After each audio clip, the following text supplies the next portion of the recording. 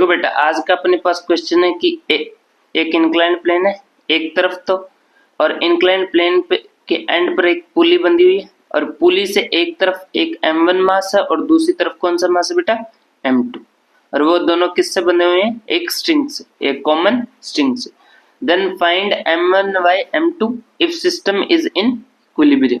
Means अगर ये पूरा का पूरा सिस्टम किस में हो, इक्विलिब्रियम। इक्विलिब्रियम का मतलब क्या होगा, इक्विलिब्रियम का मतलब एफ नेट की वैल्यू क्या रहेगी, दोनों के ऊपर 0, दोनों ब्लॉक्स के ऊपर एफ नेट की वैल्यू क्या रहेगी, 0।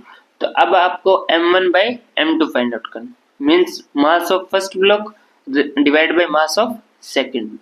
तो देखो, अब इसका मास, इसका वेट फोर्स कहाँ की ओर लगेगा, नीचे की ओर, कौन सा, m1g, कौन सा लगेगा, m1g।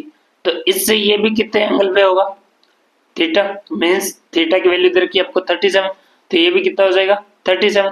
तो इसका ये कंपोनेंट कौन सा हो जाएगा, m1g cos 37, m1g cos 37।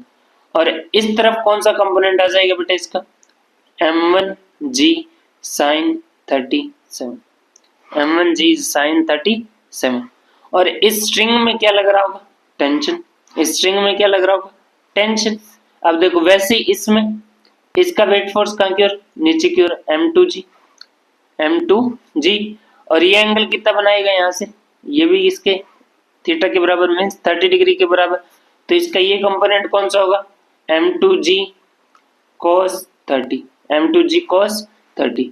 और इधर की ओर कौन सा लगेगा बेटा, m2g sin 30, m2g sin 30। और इस स्ट्रिंग में क्या लग रहा होगा, टेंशन T, इस स्ट्रिंग में क्या लग रहा होगा, टेंशन T। अब एक कॉमन स्ट्रिंग है, मीन्स कॉमन स्ट्रिंग में टेंशन की वैल्यू क्या रहती है, सेम। मीन्स यहां से T के लिए बाय m1 मास, m1 मास से देखा जाए तो टेंशन T की वैल्यू किसके बराबर आ रही, रेस्ट में तो m1g sin 37 डिग्री, ठीक है।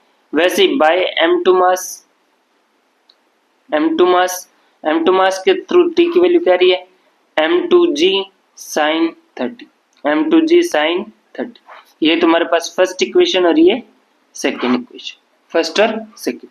अब फर्स्ट को डिवाइड, फर्स्ट किसके इक्वल हो जाएगी, सेकंड के, क्योंकि टेंशन के वैल्यू बराबर है दोनों के।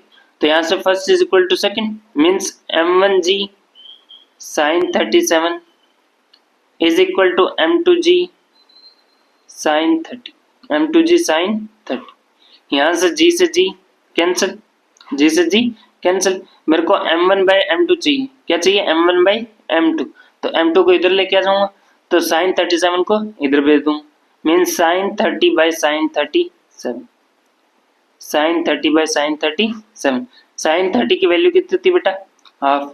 sin 37 की वैल्यू कितनी होती है बेटा, 3/5।